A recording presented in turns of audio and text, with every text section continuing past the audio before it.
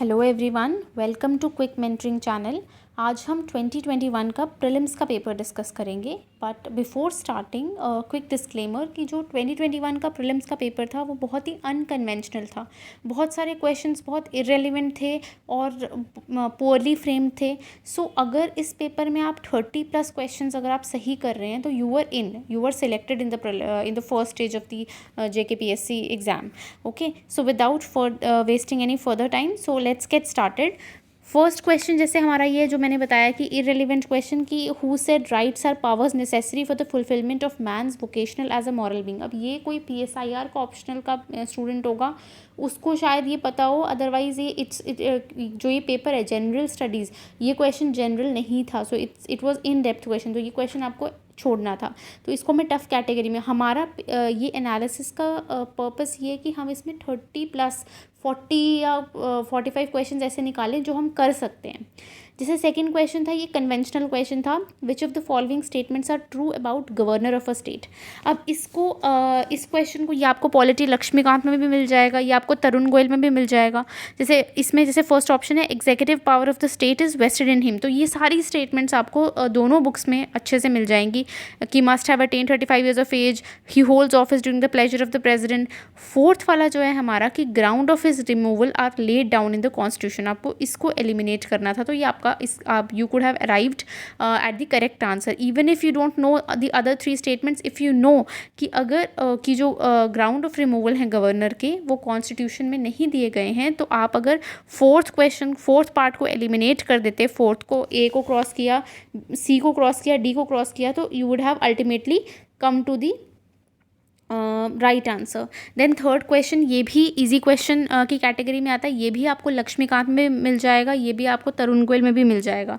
ठीक है, जैसे 52nd amendment, 73rd amendment, 61st amendment, 86th amendment, इनमें से कोई भी ऐसी अमेंडमेंट नहीं है जो कि बहुत अनकॉमन है या ऐसे ही पूछ लिए। जैसे 73rd अमेंडमेंट तो सबको पता है कि पंचायती राज की होती है, तो B शुड गो विथ 3।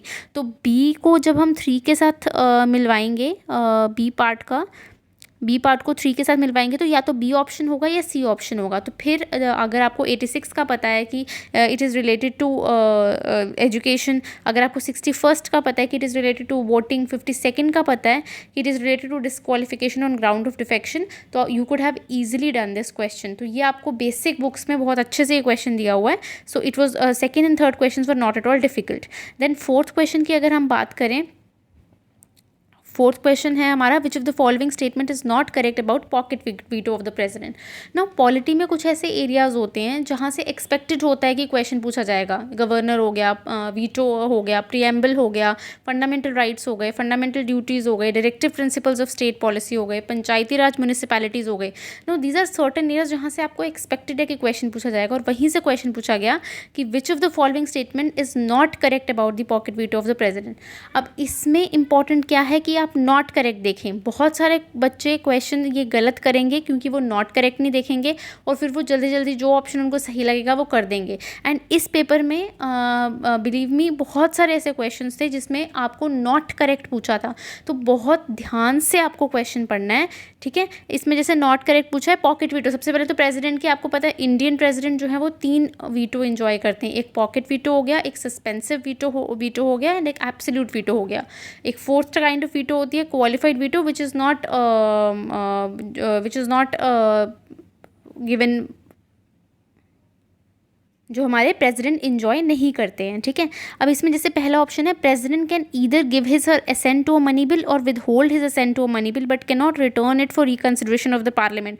अब जैसे मैंने कहा था कि क्वेश्चंस बहुत पुअरली फ्रेम्ड हैं, तो इसमें कहाँ मनी बिल क्वेश्चन पूछा है पॉकेट वीटो के बारे में और ऑप्शन में ये मनी बिल दे रहे हैं। चलो लेट्स लीव दिस ऑप्शन, हम बी ऑप्शन में जाते हैं। President neither ratifies nor rejects nor returns the bill but simply keeps the bill pending for an indefinite period. बिल्कुल, ये आपको लक्ष्मीकांत में भी मिल जाएगा, तरुण गोयल में भी मिल जाएगा। B option is definitely correct.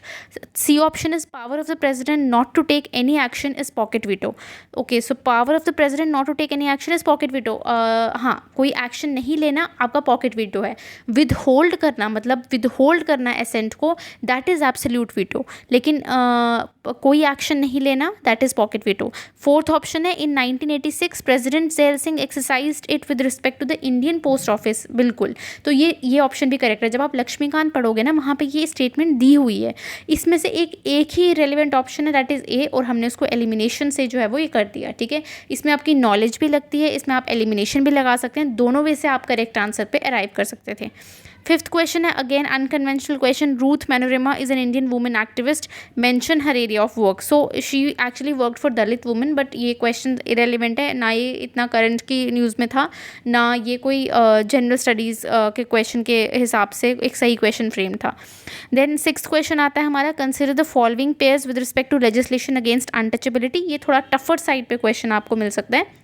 1955 में आप सिविल एक्ट पढ़ते हो, जो आपको लक्ष्मीकांत में दिया हुआ है, तो उससे आप कहीं ना कहीं 1955 को रिलेट कर सकते थे अनटचेबिलिटी ऑफेंसेस एक्ट से, या वहाँ पे गिवन है, लक्ष्मीकांत में गिवन है। रेस्ट जब आपने डी आपका 4 आ गया, तो आपके सी और डी तो एलिमिनेट हो गए, ए और बी बचे। अब इसमें अगर आपको इनमें से एक भी पता था तो यू कुड हैव अराइव्ड, और ये आपका कुछ क्वेश्चन तो आपके उसमें होंगे, आपके हिस्ट्री, मॉडर्न हिस्ट्री में से निकलेंगे कुछ क्वेश्चंस, ठीक है। तो ये क्वेश्चन भी हो सकता था अगर आपका गुड नॉलेज बेस है तो। देन नेक्स्ट क्वेश्चन अगेन एक ऐसा एरिया, कन्वेंशनल एरिया, जहाँ से क्वेश्चंस पूछे जाते हैं, दैट आर रिट्स की। फंडामेंटल राइट्स में रिट्स बहुत इंपॉर्टेंट होती हैं, और वहीं से क्वेश्चन पूछा गया, आप इजीली इस क्वेश्चन को कर सकते हैं। Eighth question again unconventional question, which Indian president one unopposed. तो ये क्वेश्चन यूजुअली मुझे नहीं लगता कि मैक्सिमम बच्चों को ये क्वेश्चन आता होगा। देन नाइन्थ क्वेश्चन है हमारा, parliament exercises control over administration through the executive with. अब इसमें क्या है कि तीनों बहुत जनरलाइज स्टेटमेंट, जब आप इसको पढ़ोगे तो बड़ी जनरल स्टेटमेंट्स लगेंगी, आपको लगेगा कि तीनों स्टेटमेंट सही हैं, and that is actually true कि ये तीनों स्टेटमेंट्स सही हैं, and D option is the correct answer. Then Naresh Chandra committee, तो इसमें नीचे आप देखो कि कौन से एरिया से क्वेश्चन पूछे जा रहे हैं, ठीक है। अब जैसे कमेटी से इस पेपर में आई थिंक 2 या 3 क्वेश्चन है जो कमेटी से हैं, लेकिन वो मेन कमेटीज़ जो है वो आपको पता होनी चाहिए, ठीक है। जैसे कि ये जो नरेश चंद्र कमेटी बहुत पुरानी कमेटी है, बट कुछ इसके रिगार्डिंग न्यूज़ में रहा होगा, that is why this is asked. ऐसी एक और कमेटी जो है वो पूछी गई है पेपर में, ठीक है। उसके बाद हमारा 11th क्वेश्चन आता है, I find this question very difficult, Rangarajan panel submitted in report on poverty estimates in January 2014, major changes were observed in estimates, what are those factors. तो ये बहुत डिफिकल्ट मैं इस क्वेश्चन को मानूंगी कि अगर आपको नहीं समझ आ रहा है तो you could have skipped this question, ठीक है। देन 12th क्वेश्चन है, which of the following is related to environmental degradation. तो एनवायरमेंटल डिग्रेडेशन से क्या रिलेटेड है, अब इसमें आपको एलिमिनेशन कैसे लगानी थी।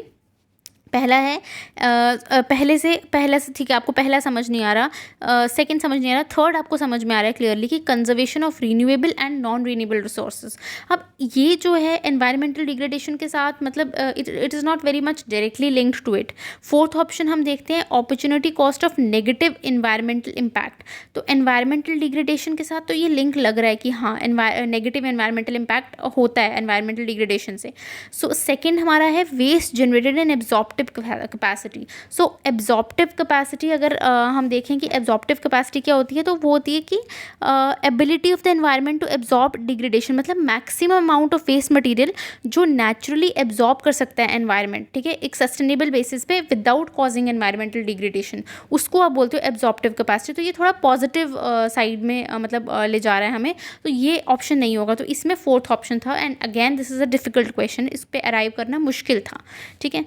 नेक्स्ट क्वेश्चन हमारा जैसे बैलेंस ऑफ पेमेंट्स पे क्वेश्चन है, एंड ये थोड़ा इकोनॉमी का आप कह सकते हो कि बेसिक क्वेश्चन था। पहला वाला जैसे आपका है, balance of payment of a country is an aggregate record of domestic economic transactions of a country. तो ये बेसिकली आपको पता है कि बैलेंस ऑफ पेमेंट में आप क्या देखते हैं, जो भी हमारी ट्रांजेक्शन्स होती हैं आप उसको देखते हैं। जैसे सेकेंड ऑप्शन जो है आपका, these transactions include exports imports of goods services and financial assets along with transfer payment. तो ये करेक्ट ऑप्शन है।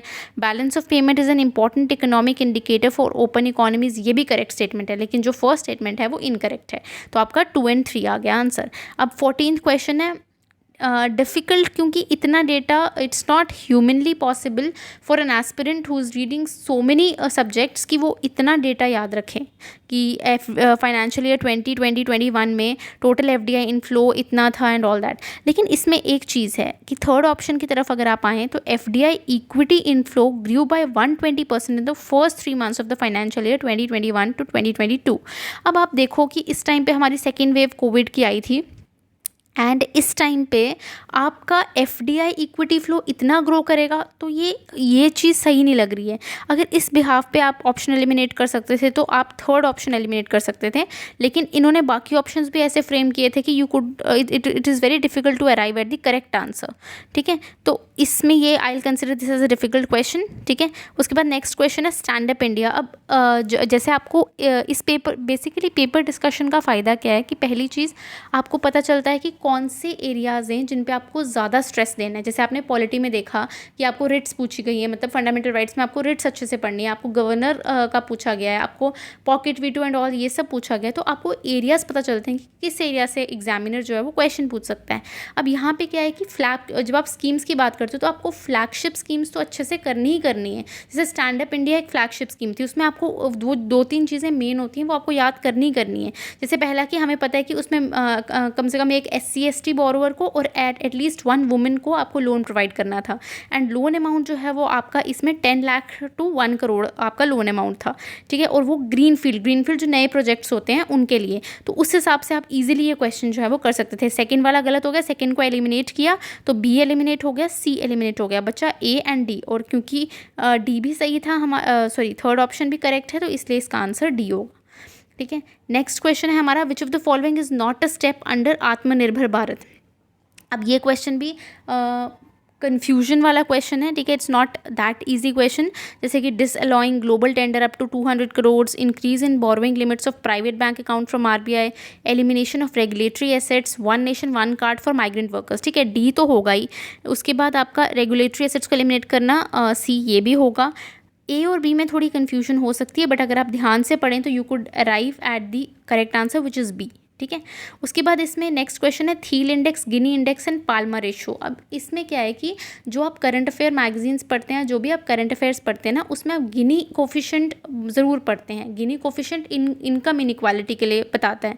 अब इसमें ये जो पाल्मा रेशो है एंड थील इंडेक्स है, ये मतलब ये यूजुअली बच्चों ने नहीं सुना होता है, लेकिन डेफिनेटली जो अच्छी प्रिपरेशन से जा रहा है उसने गिनी इंडेक्स पक्का पढ़ा होगा, तो उस बिहाफ पे आप इसको लगा सकते थे कि it is related to income inequality. ठीक है, नेक्स्ट क्वेश्चन है हमारा which of the following is true in relation to eco tax, जिसको हम ग्रीन टैक्स बोलते हैं। तो ये बेसिकली क्वेश्चन डिलीट हो गया था क्योंकि ऑप्शंस वर रॉन्गली फ्रेम्ड। जैसे इसमें पहला ऑप्शन है tax imposed on private parties to feel the social burden of their action. हाँ, ये आप इसको कह सकते हो कि इको टैक्स क्या है, ग्रीन टैक्स है कि जो आपने डिग्रेड किया एनवायरनमेंट को उसके ऊपर जो टैक्स लगता है आपका। Second is increase tax on petroleum. Third is applied on business firms and commercial entities. तो मतलब ये सबके सब जो हैं वो करेक्ट ही लग रहे हैं, तो जो उसमें आंसर नहीं था, that is why this question was deleted. Next question है मेरा, अब यहाँ पे देखो विच of the following is not true about the essential commodities act 1955। तो इसमें अगेन नॉट ट्रू पूछा है। पहला है हमारा central government cannot add और remove commodities from the list mentioned in the act. अरे सेंट्रल गवर्नमेंट नहीं करेगी तो कौन करेगा, तो सेंट्रल गवर्नमेंट ही ऐड करती है एंड रिमूव करती है, तो ये ऑप्शन गलत हो गया। तो मतलब 1 तो होगा हमारा, 1 के साथ या 1 हो सकता है, 1 and 2 हो सकता है। B और C तो आपके सीधा एलिमिनेट हो गए। B है हमारा central government can provide for regulating और prohibiting the production, supply and distribution thereof and trade and commerce therein. अब देखो एक ट्रिक जो इन UPSC में एंड KS में and other state PSC exams में काम आती है, जो स्टेटमेंट आपको पढ़ने में जनरलाइज्ड लग रही है ना कि अच्छा यार ये जनरल स्टेटमेंट है, ये हो भी सकता है नहीं भी हो सकता, वो स्टेटमेंट करेक्ट होती है जहाँ पे कैन कुड। लेकिन जहाँ पे आपका होता है मस्ट, वहाँ पे एक डाउट अराइज होता है कि मस्ट अगर वो किसी चीज़ पे स्ट्रेस दे रहा है तो वहाँ पे एक डाउट अराइज करो कि ये स्टेटमेंट सही हो सकती है नहीं। अब क्योंकि देखो सेकंड स्टेटमेंट बिल्कुल जनरलाइज्ड लग रही है तो ये स्टेटमेंट करेक्ट होगी। थर्ड हो गया central government can order the produce of essential commodity to be brought in for inspection. बिल्कुल वो बिल्कुल ऐसा कर सकते हैं, उनके पास ये पावर है। तो इससे क्या हो गया हमारा, सेकेंड भी करेक्ट है, थर्ड भी करेक्ट है, तो only first is not correct. So answer यहाँ पे आपका आता है A। नेक्स्ट क्वेश्चन अगेन थोड़ा अनकन्वेंशनल क्वेश्चन है, liberal view, structural view, systematic view, इसको छोड़ सकते हो। 21 की global agenda for sustainable development provides a global blueprint and stimulates action in the following areas. अब ये जो क्वेश्चन है ये JKPSC ने अपने दो पेपर्स में, आई थिंक एक असिस्टेंट रजिस्ट्रार में और एक इस एग्जाम में जो है वो दोनों में ये ऐसा सिमिलर क्वेश्चन पूछा गया था, तो आगे भी पूछा जा सकता है। सो यू शुड नो कि कौन सी 5 चीज़ें होती हैं। So it is people, peace, prosperity, planet and partnership. 22 है venture capital assistance scheme aims at providing assistance to agripreneurs in the form of. अब वेंचर कैपिटल असिस्टेंस स्कीम है तो इसमें बोला ही जाता है, मतलब अगर आपने फिर में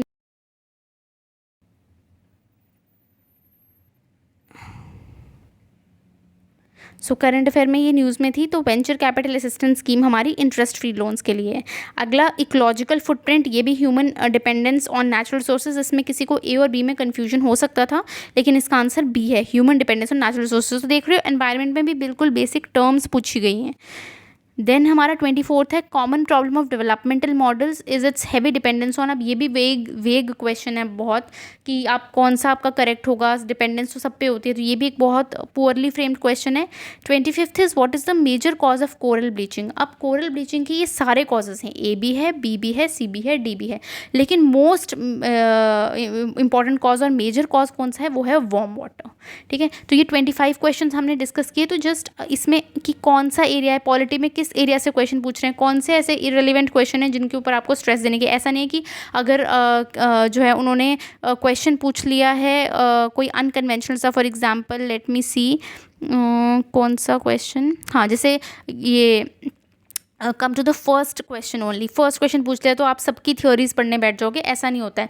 क्योंकि मैंने बोला 100 में से 30+ क्वेश्चंस अगर आपके सही होंगे, नेट 30+ क्वेश्चंस अगर आपके सही होंगे तो यू आर इन।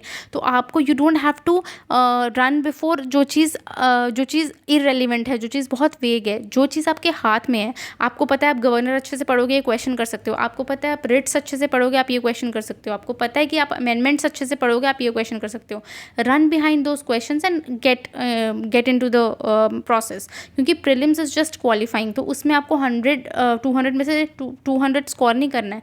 200 में से इस पेपर में जस्ट 60 स्कोर वाला भी इन था। ठीक है, सो नेक्स्ट हमारे 75 क्वेश्चंस बचते हैं, तो हम नेक्स्ट वीडियो में वो कंप्लीट करेंगे। फिलहाल के लिए थैंक यू सो मच।